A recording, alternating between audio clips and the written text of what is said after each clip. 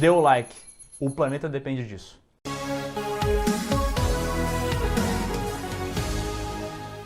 Não teve essa ligação sentimental pra ser um épico, né? Até porque se tu parar pra pensar, né, eu falei sobre filme histórico não ir muito bem de bilheteria, e é um fato, geralmente não vai muito bem, mas tem casos em que os filmes históricos vão bem. Por exemplo, Piratas do Caribe, né? Um filme que fez alguns deles pra mais de bilhão, e eles têm essa linguagem muito mais popular, né? O Johnny Depp é super carismático, ele brinca um monte, e é filme antigo, entendeu? Filme que se passa naquela época. Mas mesmo assim foi um puta sucesso. Eu senti uma falta ali na primeira metade do filme. Eu acho que o Amleth, ele vai pra aquele lugar onde o tio dele já tá ali, já estabeleceu uma comunidade muito rápido, sabe? Sim. Eu acho sim que o filme ele poderia ter gastado um pouco mais na narrativa, na jornada dele como um cara que tá buscando chegar naquele lugar. É, né? Eu acho que foi muito cedo, né? De repente concordo. ele tava lá, ele cortou o cabelão, ele já deixou de ser o machão lobo alfa total, botou uma camisetinha e ficou como escravo.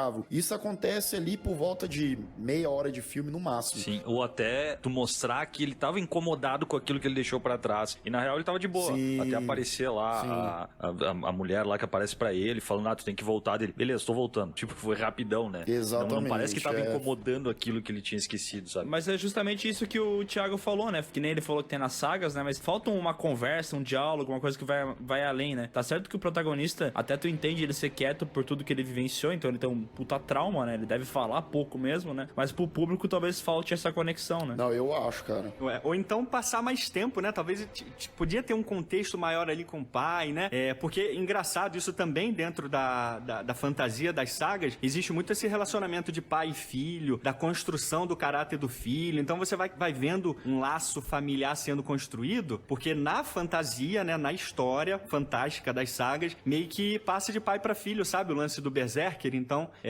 como se fosse uma herança, né? Um hábito que vem de família em família, então não teve essa construção, né? Então Rock apareceu 15 minutos de cena e morreu, né? Pô, o cara pensa, o Ethan Hawke é um ator de renome, um cara famoso, né? O William Dafoe também, ele vai aparecer muito mais no filme, mas não aparece quase nada, né? Não, a Bjork, que a galera tava louco, velho, ela aparece 1 minuto. E olha lá. A Bjork A Bjork, ela aparece 1 minuto e meio pra falar, ó, tu tem que ir lá se vingar, meu querido, pega a espada e enfia naquele cara.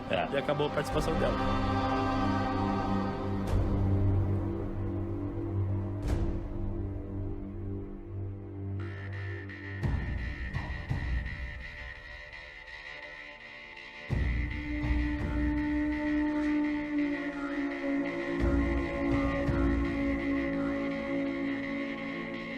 Cara, pra mim uma coisa que a primeira vez que eu assisti me incomodou, depois foi mais de boa, mas é que ele não, chegou um momento que ele não conseguia ter um diálogo normal, assim, tudo ele tinha que falar umas frases muito bonitas, sabe? Ele em vez de falar, tu tá grávida? Caralho, tu tá grávida? Ele, não, você está carregando o poço da minha árvore, que no cara, porra, teve um momento assim que ficou uma sequência de umas analogias, assim, que fala, cara, fala que nem um cara normal, velho. Por isso que não transa, né? Ninguém transa, Julinho. As pessoas falam que transam, mas não transam. Dá muito trabalho. Parece um diálogo Carlos Drummond de Andrade, né? Os caras não conseguem parar de falar na base da poesia.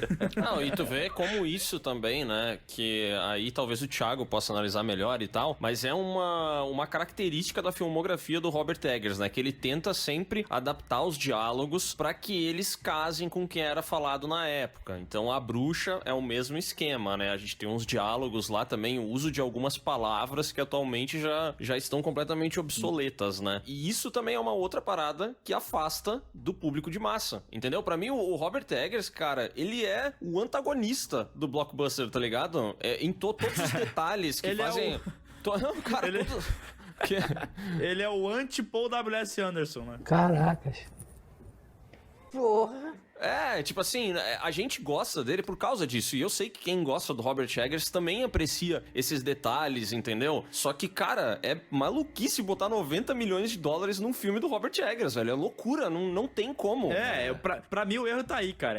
Porque assim, o filme do cara tem que ser o filme do cara. Senão a gente que gosta do cara não ia gostar do filme, entendeu? E aí, eu nunca assisti nenhum filme do Robert Eggers, nenhum desses que vocês falaram assim. E não vou assistir outro, pelo menos por um bom tempo. Sabe, já serviu de um antídoto aí. Peraí, deixa esse cara quieto, deixa ele respirar um pouquinho fundo, sabe? Porque... Thiago, me fala uma coisa. Essas falas que eles têm, né? Que nem o Sescon comentou, né? Que é tudo meio lírico e tal, é uma poesia. Isso tem alguma coisa a ver com as sagas em si? O pessoal falava assim nas sagas pra ele utilizar essa linguagem? É, porque as sagas são virtualmente poemas, né? Muitas dessas sagas são poemas. Então eles tinham aquela linguagem mais rebuscada e tal, né? Eles falavam...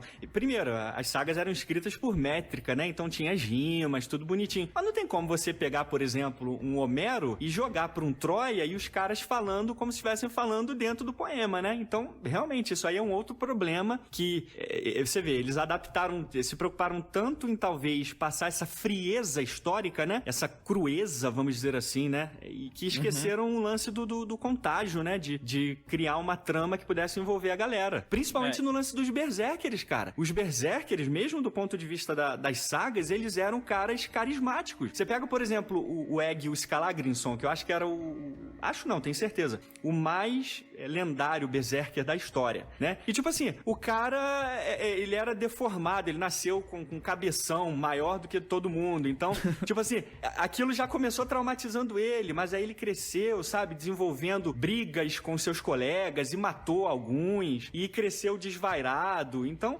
teve aquela saga daquele cara que começou mal, mas ele era brincalhão, ele fazia um monte de piada, de travessuras. Então, eu acho que faltou essa pegada aí também. O diálogo em si, junto com outras partes, ficou bem frio, sabe? Parece assim, um show de técnica e pouco sentimento, né? Pode ser que que nem a gente tá falando sobre o filme ser vendável ou não, pro grande público, de fato, isso afaste, né? Mas como eu tava muito interessado, e porque eu gosto do Robert Eggers, do jeito que ele conta as histórias dele, essa frieza e essa brutalidade, o filme ser visceral pra caralho, a realidade, assim, que aparenta ter as construções da vestimenta, nos costumes, isso me colocou muito dentro da parada, sabe? Tipo assim, por mais que não seja acurado historicamente, eu me sentia dentro daquele universo, entendeu? Como se eu fosse um viking vivendo junto com os vikings, tá ligado? Sim. Tu também sentiu isso, né, Lucas? Eu senti muito, cara, eu senti muito e, mais uma vez, vou repetir o que eu disse lá no começo. Eu acho que as batalhas, apesar delas serem poucas, cara, me marcaram demais, velho. Não aconteceu isso com vocês, não? Tipo, aquela batalha no final ali. Nossa. PQP, velho. Aquilo é foda pra caralho, velho. Eu tava vibrando junto. O Sescon também tava porque eu vi ele. Ele tava, cada golpe de espada, ele dava um gritinho junto, né, Sescon? Cara, mas ele visualmente é muito bonito, né, cara? Essa última cena ali, quando os escravos ali botam fogo no negócio e fica aquela cena dele bem no meio. Isso é uma parada que ele faz bastante, né? Sempre bem central, assim, a direção da fotografia. Tudo pegando fogo, a galera correndo, ele parado, olhando aquilo. Cara, é lindo. E eu acho que ele tem um momento que ele cria uma tensão, assim, ele pega elementos de terror, aquela hora que ele fica preso lá, e aí ele consegue fugir com os corvos e tal. Cara, isso eu achei muito sensacional, velho. Cara, no dia que eu assisti esse filme no cinema, quando a gente saiu, tinha uma pessoa falando assim: nossa, aquela cena dos corvos, que coisa idiota, hein? Como é que apareceu todos aqueles corvos bem na hora pra liberar o cara? E daí, ele achou de boa, ele seguiu uma raposa e pegar a espada de um guerreiro morto, mas os corvos não. O corvo não dá.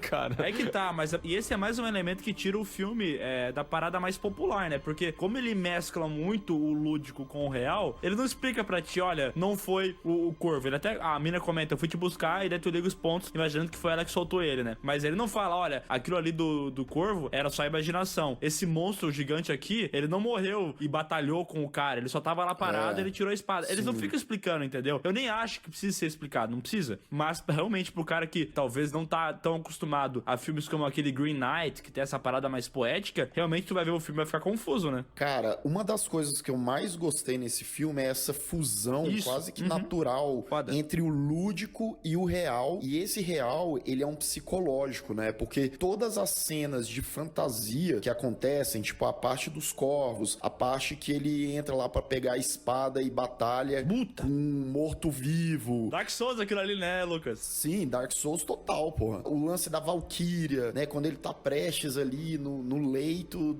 pra ir pro lado de lá e o cara começa a enxergar. Isso tudo são as crenças do cara. E o filme, ele consegue na narrativa deixar bem claro, mesmo que com 2, 3 segundos ali, que, cara, aquilo era a imaginação do cara. Aquilo é o que tava no psicológico do cara, né? A batalha a lá Dark Souls lá com o bicho, pô, tem ali ali 1 minuto e meio de batalha e no final um relance de 3 segundos mostrando o bichão sentado e ele pegando a espada de uma maneira comum. Ali ele explica, né? Então isso pra mim é muito legal. Mas assim, eu concordo contigo que pra mim o filme deixa claro na linguagem, mas vai ter aquela galera que nem o Léo viu falando que, pô, como é que o corvo bicou na parada, entendeu?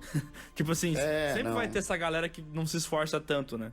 Mas aí no caso é aquilo, né? É burrice também, não sei, tipo, brincadeira, gente. Não, brincadeira. Isso é um fanfarrão, chega.